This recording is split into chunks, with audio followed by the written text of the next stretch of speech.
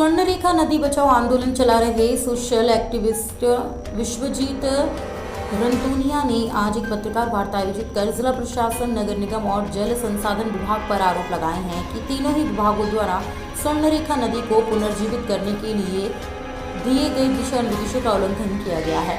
स्वर्णरेखा नदी को पुनर्जीवित करने के लिए विश्वजीत द्वारा न्यायालय में PIL लगाई गई थी, जिसमें न्यायालय द्वारा स्पष्ट दिशा निर्देश दिए गए थे कि स्वर्णरेखा नदी को पुनर्जीवित करने के लिए जिला प्रशासन, नगर निगम, जल संसाधन विभाग, शहर के प्रभुत्व लोगों से चर्चा कर और एक संयुक्त रिपोर्ट प्रस्तुत की जाए। लेकिन जिला प्रशासन ने हाल ही में गुपचुप तरीके से बैठक भी आयोजित कर ली।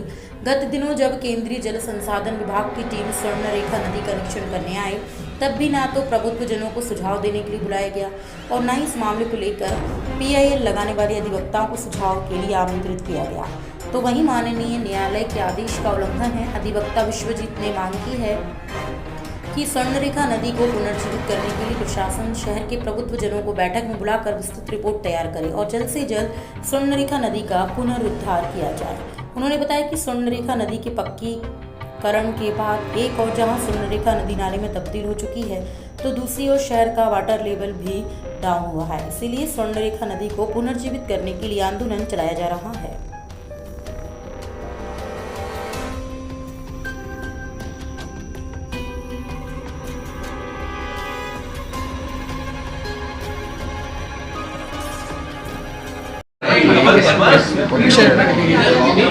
देखिए, आप सभी जानते हैं कि माननीय न्यायालय के समक्ष ग्वालियर की जो जीवनदायिनी नदी थी, स्वर्णरेखा नदी, उसको बचाने के लिए लड़ाई लड़ी जा रही है और माननीय न्यायालय ने उस पर 22/2 को एक 8 सदस्यीय समिति भी बनाई थी, न्याय मित्री बनाए थे, जवाब पेश करने को कहा था।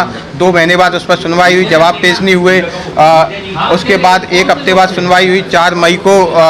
उस सुनवाई के दौरान माननीय न्यायालय ने कलेक्टर को, ग्वालियर कलेक्टर, निगम आयुक्त ग्वालियर और जल संसाधन विभाग के इंजीनियर को, अधिकारी को उसमें तलब किया था। वो लोग वहाँ उपस्थित हुए थे और तीनों ने संयुक्त रूप से ये कहा था कि हम इस पर रोड मैप बनाएंगे, विकास के लिए काम करेंगे। और उस पर अगली सुनवाई जो है 4 जुलाई को उस पर सुनिश्चित की गई है और उनको उपस्थित होने के लिए उसमें कहा गया है। हमारा इतना मानना है कि माननीय न्यायालय की जो टिप्पणी थी, इसमें टिप्पणी जो थी कि शहर के तमाम प्रबुद्ध नागरिकों को इसमें भागीदार बनाया जाए और इसे जन आंदोलन के रूप में विकसित किया जाए। लेकिन ग्वालियर के कलेक्टर ने, ग्वालियर के नगर निगम आयुक्त जो हैं उन्होंने और तमाम सारे अधिकारी जो हैं उन्होंने इसमें किसी भी प्रकार की जन भागीदारी सुनिश्चित नहीं की है।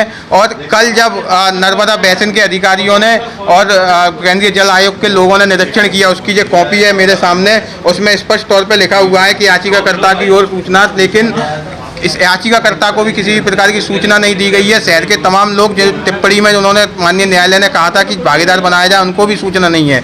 इसका मतलब माननीय न्यायालय के आदेश का, टिप्पणी का उल्लंघन जहाँ पे कलेक्टर के द्वारा किया जा रहा है, निगम आयुक्त के द्वारा किया जा रहा है। और पूर्व में जो भ्रष्टाचार हुए हैं, जो जल संसाधन विभाग की मेरे पास कॉपी है, इसमें कहाँ पैसा खर्च हुआ है, कितना पैसा खर्च हुआ है, सब इसमें जवाब में उन्होंने कहा है इस कॉपी के अंदर।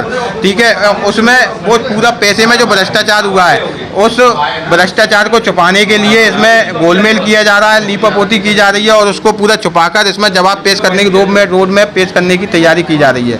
आपके माध्यम से हम अपील करना चाहते हैं कि जो पूर्व में भ्रष्टाचार हुआ, माननीय न्यायालय की टिप्पणी का जो उल्लंघन हो रहा है, उसको रोकने के लिए हमें काम करना है। माननीय न्यायालय की टिप्पणी को आगे बढ़ाते हुए माननीय न्यायालय ने जो कहा था कि इसमें जनभागीदारी सुनिश्चित की जाए, हम शहर के लोगों से, सभी पत्रकारों से, एडवोकेट से, समाज सेवियों से, जन आंदोलनों से जुड़े हुए लोगों से जो अपील करना चाहते हैं कि आप आइए और इस ग्वालियर की जीवनदायिनी नदी है, पानी पीने का अधिकार जो सुनिश्चित करवाती है, उसको बचाने की मुहिम में जुड़िए।